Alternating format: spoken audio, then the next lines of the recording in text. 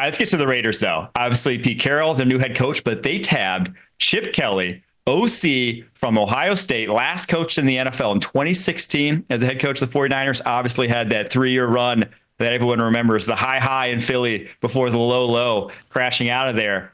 What do we think Kelly has this time around up his sleeve in his next trip to the NFL? First of all, I love this. A week ago, I was reporting that it was very real that he could rejoin the NFL. At the time, I knew that he was on a number of teams' lists, and I would have wagered that he would wind up with the Houston Texans. Of course, we know that he did not wind up with the Houston Texans or the Jacksonville Jaguars or the Tampa Bay Buccaneers, but that he winds up, of course, with the Las Vegas Raiders. What is unique here, what is interesting, is that I had been told, Kyle and Mike, that Pete Carroll, with this offensive coordinator hire, that person would potentially be in the driver's seat to ultimately be the successor to Pete Carroll in Las Vegas.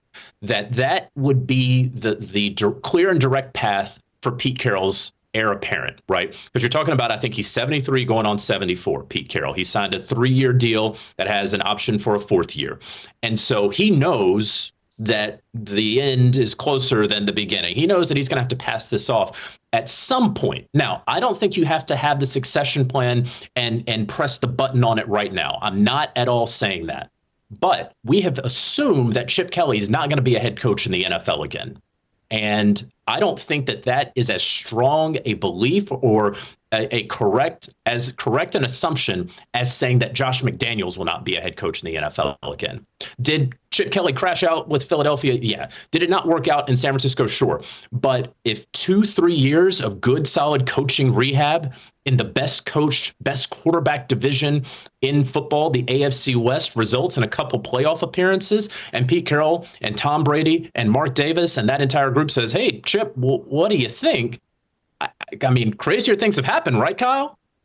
Yeah, and I mean, I said this to you last week when Mike was out there scouting. I said, look, people that had issue, the voices that I hear speaking out negatively against Chip Kelly, it has nothing to do with his offensive mind, the wizardry that he's able to work on the football field as an offensive coordinator, as a coach.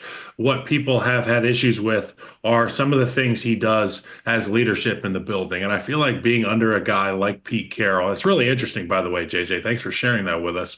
To be under a guy like Pete Carroll, who is universally beloved by his players, staff members, trainers, strength staff, everybody loves Pete Carroll. That's the perfect environment for Chip to get his foot back in the door. Obviously, on the social hierarchical level, to get to see leadership in the finest degree, but also continue to flex his muscles as an offensive coach. He just won a national championship. Probably doesn't want to deal with NIL anymore. It's a simpler cut of ball in the National Football League. It's cut and dry, and I think he's really going to thrive in this role as the OC in Las Vegas.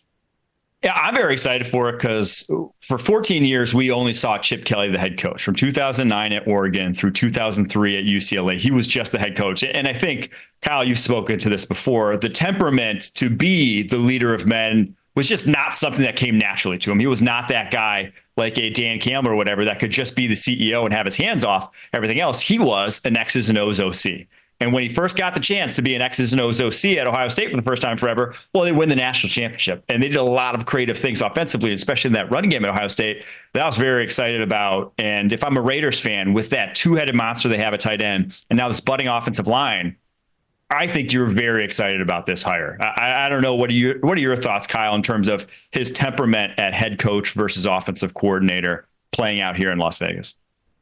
Well, his temperament might fit with the silver and black, the Raiders, better than any team, because they're a renegade bunch. They always have been, ever since my old man, and far long before he played. It's been that way, and it's still that way in Las Vegas. For whatever reason, the Raiders just gravitate towards these guys who are a little bit off the beaten path, and Chip Kelly is just that. But he is football.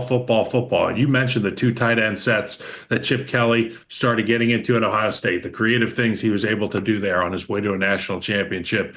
You've got two thoroughbreds at the tight end position of different archetypes, or phenotypes rather, at that position. It's really a place that he can go to the well a lot and win.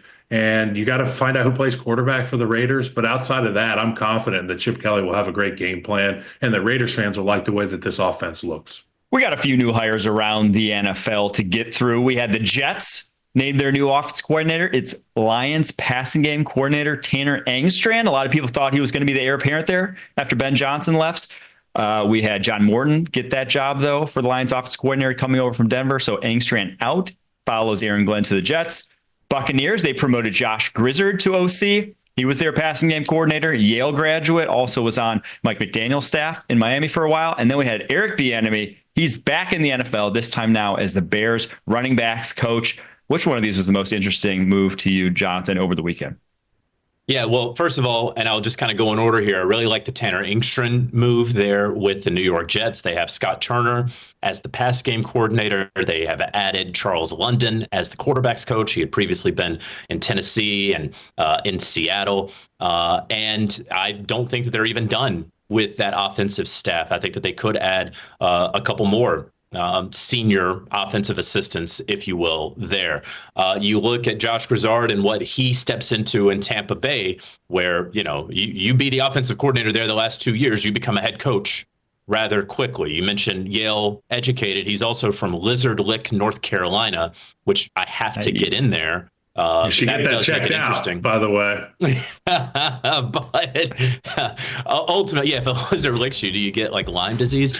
But ultimately, the one that interests me the most, of course, is Eric Bieniemy joining Ben Johnson's staff with the Chicago Bears. We know that he spent last year in the college ranks. Clearly didn't really necessarily work out there. Things have not really worked out for EB since he had departed from the Kansas City Chiefs. Of course, he had wanted to become a head coach.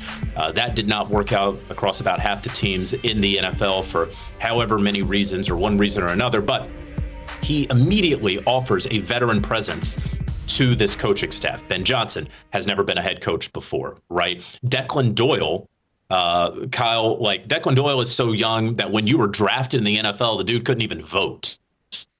I think he's like 28 or something. Yep. And so that doesn't make Eric Bieniemy the shadow OC. I think that everyone's going to know their roles within this. But I love the hire by Ben Johnson because it was an admission of, hey, there are going to be some things that I don't know. There's going to be some things that I need that veteran presence around. And so you get Eric Bieniemy, who is a fantastic offensive mind, to be in that running backs room where so much of what Ben Johnson is going to want to do is sort of, that's the command center almost, right, Kyle? And so I love that hire among these three more than any. Yeah, I love the Bieniemy hire as well. I really, in my 1 year in Kansas City, I found myself in awe of how consistently on top of the details that Eric Bieniemy was, particularly in that running back room. And obviously, as an offensive lineman, we rub shoulders with a lot of running backs. You get to overhear some of the coaching. I love that style of coaching. And as a Bears fan, I jumped when I heard that we got EB, because not only is he a great running back coach, but he's been to the top of the mountain so many times. Being in Kansas City, he's got a wealth of experience from his time at the college ranks recently, although not as successful as his NFL time as a coach. But I'm sure he's learned things. He's going to be a great add to that coaching staff for Ben Johnson.